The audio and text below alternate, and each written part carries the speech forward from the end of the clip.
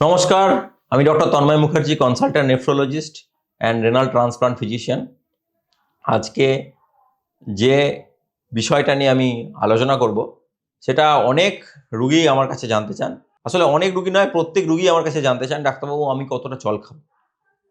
তো আমি যেটা মূলত বলবো সেটা হচ্ছে কিডনি রোগীরা কতটা জল খাবেন সেটা নিয়ে আমি আলোচনা করব, কেননা আমি মূলত একজন নেফ্রোলজিস্ট। তা প্রথমেই বলি যে আমাদের শরীরে জল যেটা আমরা খাচ্ছি সেটা যদি আমাদের শরীরে অ্যাডিকুয়েটলি না হয় তাহলে আমাদের কি হতে পারে, আমাদের ডিহাইড্রেশন হতে পারে। আর যদি আমাদের শরীরে জলটা আমরা বেশি করে খেয়ে ফেলি তখন আমাদের কি হতে পারে, তখন কিন্তু আমাদের শরীরে জলটা জমে যাবে এবং আমাদের শরীরে কিন্তু জল জমে যাওয়ার জন্য নানান রকমের সিমটমস দেখা যাবে। যেমন আমাদের পাগুলো ফুলে যেতে পারে, যাকে আমরা পেডাল ইডিমা বলে থাকি। যদি আরও একটু বেশি জল খেয়ে নেওয়া হয় তাহলে আমাদের মুখ ফুলে যেতে পারে, মুখগুলো ফোলা ফোলা লাগতে পারে, মানে আপনাদের পাফিনেস অফ ফেস হতে পারে। এবং যদি আর একটু বেশি জল খেয়ে নেওয়া হয়, যদি বেশি জল খাওয়া হয় তাহলে কিন্তু আমাদের শ্বাসকষ্ট হতে পারে। হাঁটাচলা করলে প্রথমে শ্বাসকষ্ট হতে পারে অথবা বুকে জল জমে যেতে পারে। তো এইগুলো আমাদের অতিরিক্ত জল খাওয়ার জন্য হতে পারে। আবার কম জল খেলে কিন্তু আমাদের ডিহাইড্রেশন হয়ে যেতে পারে। সুতরাং বেশি জল খাওয়া যেমন ক্ষতিকারক, কম জল খাওয়াও সেরকম ক্ষতিকারক। তাই প্রত্যেকটা মানুষের একটা optimum level of water intact অথবা অপটিমাম লেভেল অফ হাইড্রেশন কিন্তু মেনটেন করা উচিত। এবং কিডনি রোগীদের ক্ষেত্রে এটা পার্টিকুলারলি খুব ইম্পর্ট্যান্ট, কারণ কিডনির মাধ্যমে ইউরিন তৈরি হয় এবং ইউরিনের কম বেশির সাথে কিন্তু জল খাওয়ার কম বেশি ব্যাপারটা জড়িয়ে রয়েছে।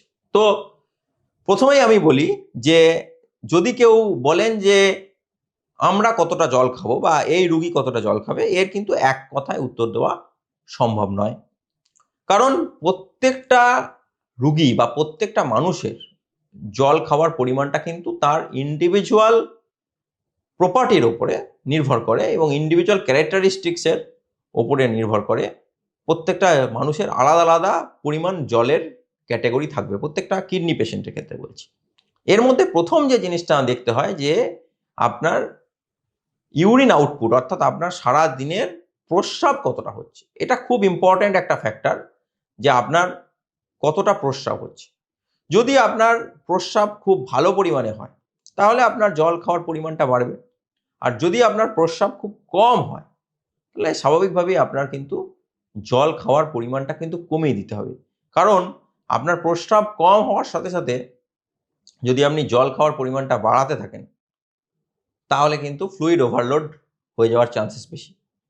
আবার প্রস্রাব খুব বেশি হচ্ছে অথচ জল খাওয়াটা কমিয়ে দিচ্ছেন, সেক্ষেত্রে কিন্তু আপনার ডিহাইড্রেশনের চান্সেস বেশি। তাহলে প্রথম যে জিনিসটা দেখতে হয় যে প্রস্রাব কতটা করে হচ্ছে এবং অ্যাডিকুয়েট ইউরিন আউটপুট হচ্ছে কি হচ্ছে না তার উপর নির্ভর করে জলের কম বেশিটা নির্ভর করে। দ্বিতীয় কথা হচ্ছে যে আপনার লাইফস্টাইলটা কেমন। আপনি কি সবসময় আউটডোর ওয়ার্ক করেন, নাকি কর্পোরেট অফিসে বসে ডেস্ক জব করেন? আপনার বাড়িটা কেমন? আপনার বাড়িতে কি আপনি এসির মধ্যে থাকেন, নাকি আপনার বাড়িতে খুব হট এনভায়রনমেন্টে থাকেন, বা কাজের জায়গাটা আপনার কেমন? এর উপর নির্ভর করে যে আপনার শরীরের ঘামের মাধ্যমে কতটা জল বেরিয়ে যাচ্ছে। এই ঘামের মাধ্যমে যারা খুব ঘামেন, যেমন ধরুন এগ্রিকালচারাল ওয়ার্কার, যারা মাঠে ঘাটে কাজ করেন, যারা এই কাজ করেন, তাদের ক্ষেত্রে কিন্তু যদি কিডনি পেশেন্ট বলে ওয়াটার ইনটেক কমিয়ে দেওয়া হয় তাহলে কিন্তু সর্বনাশ। কারণ এই এগ্রিকালচারাল ওয়ার্কারদের ক্ষেত্রে বা মাঠে ঘাটে যারা কাজ করেন, যারা বাইরে কাজ করেন, যাদের এতটাই ঘাম হয়, ঘামের মাধ্যমে অনেক জল বেরিয়ে যায় বডি থেকে। তাই সেই জলটা তো তাকে রিপ্লেস করার জন্য ওয়াটার ইনটেকটা বাড়াতে হবে। আর যদি কেউ কর্পোরেট অফিসে কাজ করছেন, ডেস্ক জব করছেন, এসির মধ্যে রয়েছেন, তার ক্ষেত্রে কিন্তু ঘাম হওয়ার পরিমাণটা, অর্থাৎ ঘামের সাথে জল বেরিয়ে যাওয়ার পরিমাণটা কিন্তু অনেকটাই কম। এবং এই যে ঘামের সাথে যে জল বেরিয়ে যাওয়া, এটাকে আমরা ডাক্তারি পরিভাষায় বলি ইনসেন্সিবল লস, মানে যে লসটাকে সেন্স করা যায় না, যে লসটাকে মাপা যায় না। এই ইনসেন্সিবল লসের উপর নির্ভর করে যে আপনার আবার জল খাওয়াটা বাড়াবেন না কমাবেন। যদি আপনার ইনসেন্সিবল লস বেশি হয় তাহলে অবভিয়াসলি আপনাকে জল খাওয়াটা বাড়াতে হবে। কিন্তু যদি আপনার ইনসেন্সিবল লস অর্থাৎ ঘামের মাধ্যমে আপনার জল যে বেরিয়ে যাওয়ার প্রবণতা এটা যদি কম থাকে, তাহলে কিন্তু আপনাকে আবার জল খাওয়ার পরিমাণটা কমিয়ে দিতে হবে। এছাড়াও আরও অনেক ফ্যাক্টর থাকে, যেমন আপনার হার্টের কন্ডিশন কি আছে, হার্টের কন্ডিশনে আপনার হার্টের পাম্পিং ক্ষমতাটা কত আছে। যদি আপনার হার্টের পাম্পিং ক্ষমতাটা কম থাকে তাহলে কিন্তু আপনার জল খাওয়ার পরিমাণ কমে যাবে, কিন্তু যদি আপনার হার্টের পাম্পিং ক্ষমতা বেশি থাকে তাহলে কিন্তু জল খাওয়ার পরিমাণ আবার আপনি অ্যাডিকুয়েট রাখতে পারেন। সুতরাং এই সমস্ত প্যারামিটার্সগুলোর উপর ভিত্তি করে আমরা ঠিক করি যে একটা রোগীর কতটা জল খাওয়া উচিত। শুধুমাত্র ক্রিয়েটিনিন বেশির উপর নির্ভর করে কিন্তু আমরা ঠিক করি না যে রোগীর জল খাওয়ার কতটা উচিত। তাহলে আমরা যে প্যারামিটারগুলো লক্ষ্য রাখি, তাহলে একটা হলো ইউরিন আউটপুট, একটা হলো তার ইনসেন্সিবল লস অর্থাৎ ঘামের মাধ্যমে কতটা ফ্লুইড বেরিয়ে যাচ্ছে, একটা হলো যে পেশেন্টের হার্টের কন্ডিশন কেমন আছে, হার্টের পাম্পিং ক্ষমতা কত আছে। এই মূলত এই 3টে প্যারামিটারের উপর ভিত্তি করে নির্ভর হয় যে জল কতটা খাওয়া হবে।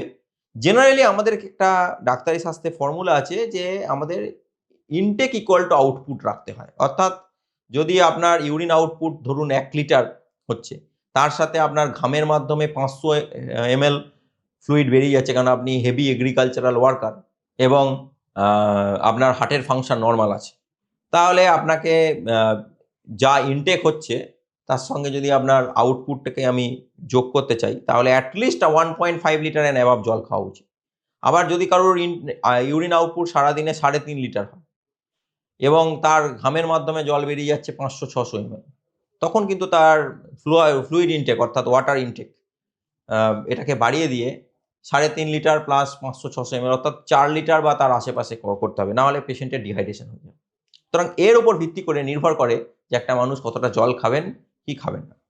এর সঙ্গে আরও কিছু জিনিস জড়িত থাকে, যেমন একটা মানুষ একটা নর্মাল লাইফস্টাইলের মধ্যে রয়েছেন, তিনি 1.5 লিটার করে জল খাচ্ছেন ডাক্তারবাবুর পরামর্শ অনুযায়ী, এবার তার একটা ডায়রিয়ার এপিসোড হলো, হঠাৎ সকালবেলা থেকে 6 বার 7 বার লুজ স্টুল হলো এবং ব্লাড প্রেশার ফল করে যাচ্ছে, সেক্ষেত্রে কি তিনি 1.5 লিটারই জল খাবেন?